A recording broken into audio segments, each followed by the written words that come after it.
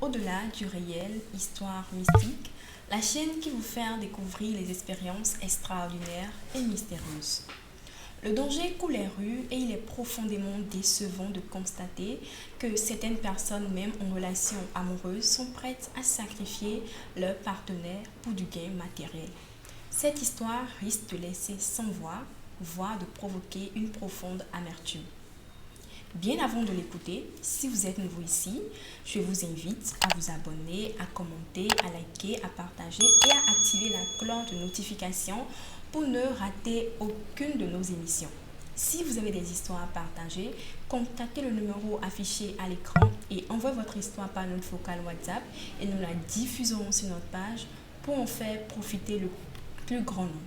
N'oubliez pas que notre objectif est de sensibiliser et d'aider ceux qui nous regardent à éviter des situations similaires tout en offrant une chance aux témoins de trouver des solutions grâce aux réactions en commentaire. Tous les jours à partir de 11 heures, retrouvez-nous sur notre page Au-delà du réel pour de nouvelles histoires. Je demande donc votre attention pour suivre cette histoire. Bonjour l'équipe de Au-delà du réel, je suis Aurélie. Et l'histoire que je vais vous raconter est une histoire qui s'est déroulée dans le sud de la Côte d'Ivoire, entre Abidjan et Jacquesville, l'année dernière, précisément en 2022, fin 2022. En fait, j'avais un petit ami avec qui j'étais depuis 2 ans de relation, 2 ans bien comptés de relation, tout allait bien, il était gentil, respectueux, ambitieux surtout. Et puis voilà, il avait du rêve. Et il me disait tout le temps, ouais, ben, je vais réussir. Moi, je me bats, ça va aller. Moi, je suis sûre que moi, je serai quelqu'un dans ce pays un jour. Je serai riche, tout et tout dans ce pays-là. Bon, moi, je l'encourageais. Je lui disais, c'est bien. Et que voilà, il a tout mon soutien, il a tout mon encouragement. Et que je croyais en lui et aussi par la grâce de Dieu, il allait devenir quelqu'un afin de nous sortir de là où on était. Parce qu'il faut dire que lui, il était d'une famille très pauvre, lui également n'avait pas vraiment de moyens. Moi, je dirais pas que j'étais riche, mais comment ça allait quand même, ça allait un peu. Et moi, comme je l'ai dit, j'étais vraiment fière de lui, de savoir que j'avais un petit ami qui avait du rêve, un petit ami qui ne se décourageait pas et qui voulait coûte que coûte réussir pour moi. Donc j'étais à ses côtés et je lui donnais par moment même de l'argent qu'il refusait malheureusement. Je peux insister, je lui donne l'argent parce que je sais que c'est très dur sur lui. Je sais combien de fois il se battait et combien de fois c'était dur sur lui. Mais à chaque fois que je lui donnais l'argent, il refusait, il était fier, par fierté et haute modestie, je sais pas. Mais bon, c'est pas grave, tout ceci, je me dis, ok, voilà, quelqu'un qui veut pas profiter de mon argent, il est sincère. Et le temps est passé, nous sommes restés ensemble, le temps est passé, je le voyais également courir ici et là, tout et tout. Et vers la fin de l'année, vers juillet, août par là, voilà, il me dit qu'il a croisé un tonton et ce tonton est tellement gentil, il a décidé de l'aider, de lui donner du boulot. J'étais contente, évidemment, et j'étais contente pour lui, j'étais contente pour nous, pour notre avenir, parce que je me disais, voilà, s'il travaille maintenant, c'est que les choses iront de mieux en mieux pour nous. Et j'ai vu qu'il a commencé à travailler vraiment, comme il me l'a dit, avec le tonton en question, que je ne connais pas, je précise, je ne le connais pas, je ne l'avais jamais vu. Mais il m'envoyait des cadeaux, il me faisait sortir. Notre couple allait pour de mieux, les choses allaient de mieux en mieux et puis moi j'étais contente pour lui. Et je lui ai proposé comme ça que j'allais passer chez lui, qu'il me montre son bureau pour que je puisse passer de temps à autre, le récupérer le soir, ça descend bien passer, lui dire bonjour. Mais il a catégoriquement refusé, non seulement de me montrer où il travaille, mais aussi que je vienne là-bas. Sous prétexte qu'il vient de commencer le boulot, ça serait pas joli que sa petite amie vienne, il n'a pas encore vu quelqu'un envoyer sa petite amie là-bas. Donc si moi je viens, ça peut créer des choses, je ne sais pas. Et je sais pas, il sait pas, donc il préfère que je ne vienne pas. Il n'y a pas de problème. Moi, je suis restée dans mon coin, je me dis, ok, c'est vrai, c'est vrai. Ce qu'il donne comme argument, c'est tenable. C'est tenable. Moi, je vais rester patiente et puis on va voir avec le temps, quand le temps va passer. Après quelques mois où tout ira bon, il aura pris confiance, et bon, c'est quoi, je pourrais passer au bureau, moi, savoir où mon homme travaille. Comme ça. Et on est resté là, je le voyais en tout cas s'épanouir. Il s'épanouissait. Il me donnait des cadeaux. Lui également, il s'épanouissait. Il était devenu tout radieux. Il était devenu comme le tout bon jeu de son âge en fait. Il s'habillait correctement. Chic ici, le petit parfum sur le côté, les beaux vêtements, les belles montres. J'étais contente de mon homme, j'étais fière de lui. Et voilà. Un soir, il vient, il me dit que son patron veut me voir. Son patron avec qui il a commencé à travailler veut me voir. Bon, ça m'a fait bizarre, mais je me suis dit, ok, pas de problème. Et il a organisé la rencontre, c'était même le même soir, c'était un week-end, un samedi. Il m'a dit, ah, c'est ce soir, voilà, on veut nous rencontrer, il veut te voir. Et je lui ai dit, ok, donc on est parti. On s'est retrouvés en zone 4.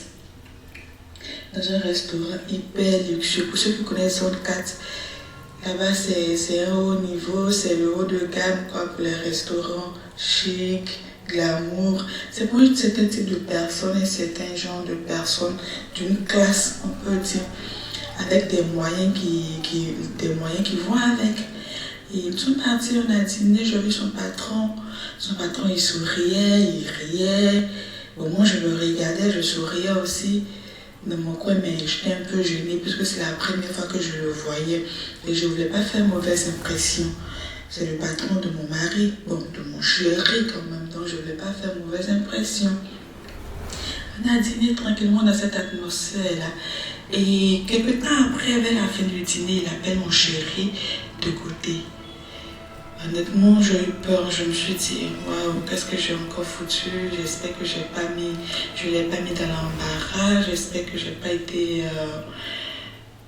fait mauvaise impression. Il ne faut pas que mon chéri ait des problèmes à cause de moi, il ne faut pas qu'il me prenne pour une fille, pour ce que je ne suis pas.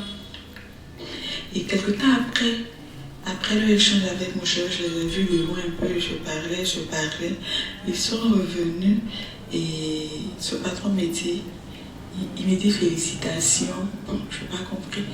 Il me dit félicitations et il ajoute dessus en même temps que tu es une bonne fille. Mon bon petit m'avait parlé de toi, c'est-à-dire ton chéri, là, il m'a parlé de toi. Et ce soir, en si peu de temps, je vois que ce qu'il m'a dit était vrai, c'est qu'il a fait vrai, tu es une bonne fille, tu es une bonne femme. Vraiment, c'est bien, prends soin de lui et tout. Et il m'a tendu une enveloppe. Dans l'enveloppe, je n'ai pas regardé sur le champ. J'ai mis l'enveloppe dans le sac et on est rentré à la maison, mon chéri et moi. On rentre à la maison, je prends l'enveloppe, je regarde dedans. Je vois 500 000. 500 000 francs CFA, bien compté. Juste comme ça, un soir, il m'a donné 500 000 francs. J'étais vraiment contente, je l'avoue, j'étais contente, sans arrière-pensée, rien de rien. Je disais l'argent en deux, je lui donnais 250 000, je donnais 250 000 à mon chéri. Et puis moi, je gardais les 250 000. Mais comme d'habitude, il a refusé de prendre cet argent. Mais ce soir-là, il y avait une force en moi qui me disait non, ne laisse pas. Je l'ai encouragé, j'ai tout dit, j'essaie de le persuader, de le convaincre de prendre. Ça a tellement tourné, finalement, il a accepté. Il a pris les 250 000. Donc, du coup, lui, il avait 250 000 francs. Moi, j'avais 250 000 francs. Et on est resté là. Ce soir, on a passé le reste de la soirée ensemble, tout et tout. Et il est rentré. Tout se passait bien, en tout cas, tout se passait bien. Jusqu'en fin d'année, vraiment, c'est-à-dire vers décembre, la période de février de fête, tout et tout. Il m'a dit, ah, chérie, je t'invite à Jacquesville, je veux qu'on sorte pour un week-end, rien que toi et moi. J'étais toute contente. contente. Ouais, mon chéri a organisé une sortie. On allait partir profiter, rien que lui et moi. Surtout que depuis qu'il avait commencé à travailler, on n'était vraiment pas sorti hors d'Abidjan. Donc j'étais contente. Il m'a demandé est-ce que j'aurais mes menstrues ce week-end. Je lui ai dit non, je n'ai pas mes menstrues ce week-end. Il dit ok, c'est super alors. Donc on va partir passer le week-end à chaque ville.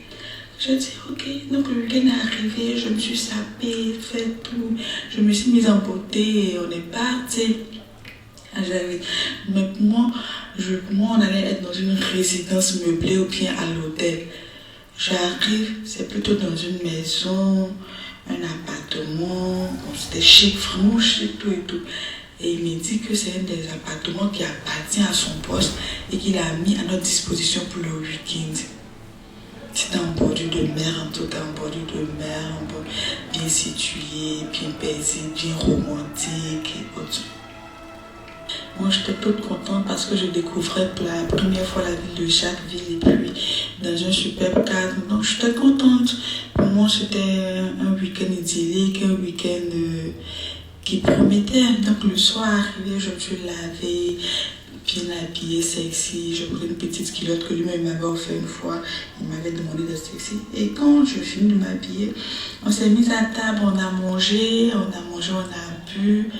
On a bu du vin, j'ai même bu ce jour-là. C'est vrai que je ne bois pas actuellement, même pour lui faire plaisir, j'ai bu. Et on a échangé autour du repas. Mais tout d'un coup, je me sentais lourde, un peu, et les paupières que je fermais jusqu'à ce que je ne puisse plus bouger. J'étais comme endormie. Mais j'entendais des voix. Et j'entends la voix de mon chéri qui parle à quelqu'un, qui lui demande de l'aider à me transporter au bord de la plage sur la grande table, d'allumer les bougies, le temps que son patron arrive avec le grand maître. J'étais là, j'entendais tout ça, mais je ne pouvais pas bouger, je ne pouvais pas ouvrir les yeux non plus. Mais dans mon cœur, je commençais à prier. J'ai été prise de panique, je commençais à prier dans mon cœur. Je priais, je invoquais Dieu afin qu'il me sorte de là. Et ils m'ont envoyé au bord de la plage. Je sentais qu'ils m'ont soulevé. Ils m'ont envoyé au bord de la plage. Je sentais le vent qui était devenu plus intense puisque je suis dehors maintenant. Et ils ont commencé à me déshabiller, et puis je sentais qu'ils faisaient des choses. Dans mon cœur, je me disais, hé Seigneur, donc je vais mourir comme ça. Sans que mes parents ne le sachent. Parce que ce que je ne vous ai pas dit, il avait demandé de me dire à personne que je venais à Jacquesville. Parce qu'il avait une surprise pour moi, il ne voulait pas que la surprise soit cachée et qu'il ne faudrait pas qu'il y ait des mauvaises yeux aussi sur le couple. Donc de ne rien dire à quelqu'un de venir comme ça. Moi aussi, je suis venue comme ça. Donc coucher là, franchement, je ne pouvais pas ouvrir mes yeux, mais j'étais dans mon fond intérieur, je pleurais, j'implorais Dieu. Parce que c'était fini pour moi et mes parents n'allaient même pas savoir où je suis. Les gens allaient annoncer aussi comme ça dans les journaux ou autres, des histoires de perdu de vue et autres. J'étais vraiment peinée. La seule chose qui me restait. Malgré ça, je me suis accrochée à la prière, je continuais de prier de mon fort intérieur. Et d'un coup, j'ai eu l'impression qu'il y a quelqu'un qui voulait me pénétrer. Et quand la personne a voulu le faire, un coup il a crié « M'aide, elle a ses règles ». Et mon chéri qui dit « Mais non, même elle dit qu'elle ne devait pas avoir ses règles maintenant. Comment je fais qu'elle a ses règles ?» Donc il vient regarder, il vérifie, et il dit « Oui, c'est vraiment ça, oh m'aide ». Donc j'entends une voix qui dit « Non, ça on ne peut rien faire avec. Rhabiller là et puis voilà quoi. » Il est parti. Et ils sont partis. Je suis restée couchée là. Quelques temps après, ils m'ont ramenée. Quelques temps après, je sentais qu'on me soulevait encore. Et quand j'ouvrais les yeux, j'étais dans la résidence. Avec mon chéri qui était au-dessus de moi, qui me posait les questions de savoir est-ce que ça va, est-ce que je vais bien, savoir qu'est-ce que se passe. Mon chéri, un chéri qui s'inquiète pour sa petite amie, sa femme qui s'est évanouie ou bien quoi. Voilà, il s'inquiétait en fait pour moi. J'étais tellement surprise, mais bon, je n'ai pas vraiment laissé paraître quelque chose. Il continuait. Et quand j'ouvrais les yeux bien maintenant, il me demandait est-ce que ça va, qu'est-ce qui s'est passé. Je lui ai dit je sais pas. Peut-être que j'ai un peu trop bu le vin. Parce qu'une fois sans qu'on me dit rien, reste tranquille, on dit rien. Donc je lui ai dit non, je sais pas. Peut-être que c'est le vin que j'ai un peu trop bu. Je dis que tu sais que je ne bois pas.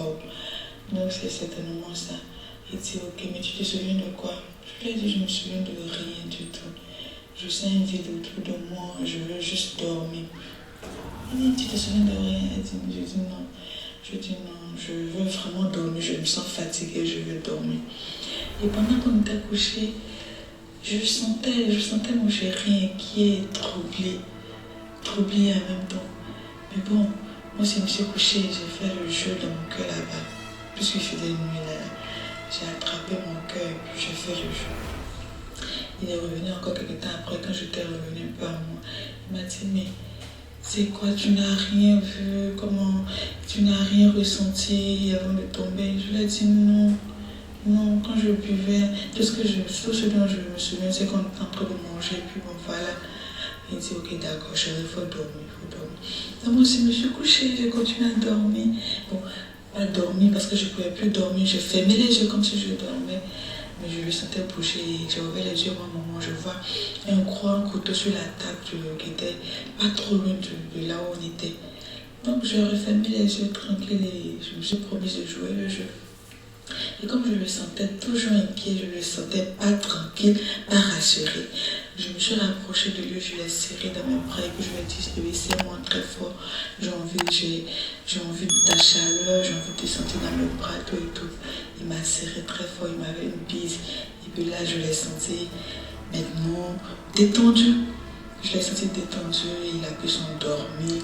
Et puis moi, je suis restée couchée à côté de lui, je n'ai pas pu dormir. Je suis restée dans la prière, je bénissais Dieu, je le priais pour qu'il me sorte de là.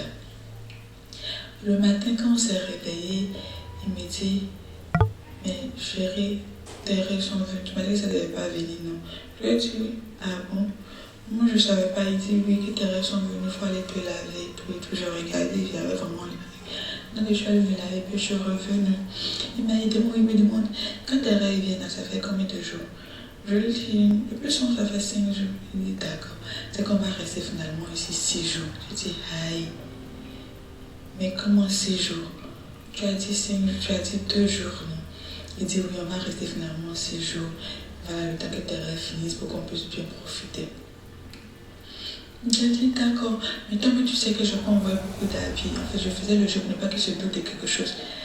Donc, je lui ai dit, mais toi, tu sais que je peux envoyer beaucoup d'habits. Il dit, c'est pas grave, tu vas repartir à Abidjan, prendre des habits, et puis voilà, moi, je vais passer te chercher.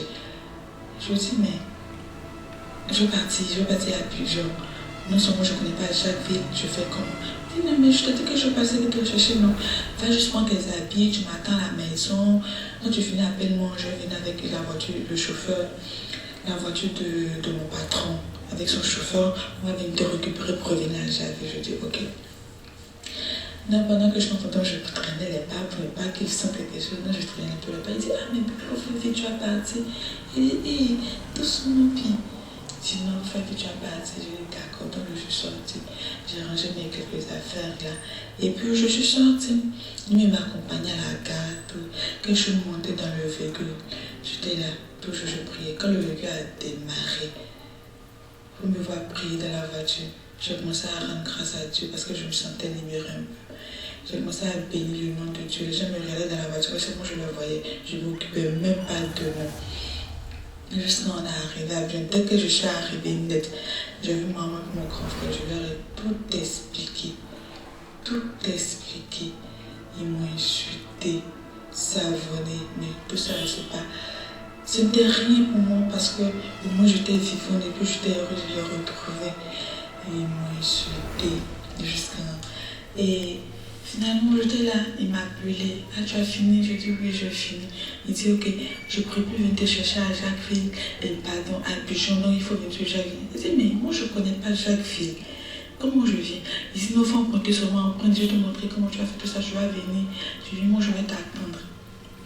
Je dis non, moi il ne peut pas venir. On s'est entendu que tu dois venir me chercher. Donc là, on a commencé à se chamailler, tout ça. Il faut venir, il faut venir. Non, toi comme ça, moi je dis que moi je ne suis pas pour toi, il faut venir. Je dis non, mais si tu me vois, viens me chercher. Il dit, ah, tu as pris drap. Je dis, pris drap de quoi? Il dit, non, rien. Et puis il est revenu encore à la charge. Non, bébé, il faut emporter, tu vas venir, il faut venir, tout et tout. Viens, je vais t'accueillir à la gare. Il ne faut pas rester là-bas. Je dis non. Si tu veux vraiment que je vienne, il faut venir me chercher à la maison ici. Il a commencé à me donner, il a coupé. Et après, il m'a appelé, il a commencé à me supplier, il faut venir. Je dis non. Il dit, mais tu as dit, est-ce que tu as dit à ta mère? Je lui ai dit oui, je viens de leur dire tout. Je leur ai dit tout. Je suis partie à la ville, tout et tout. Il dit, merde, tu m'as tué, mon papa va me tuer.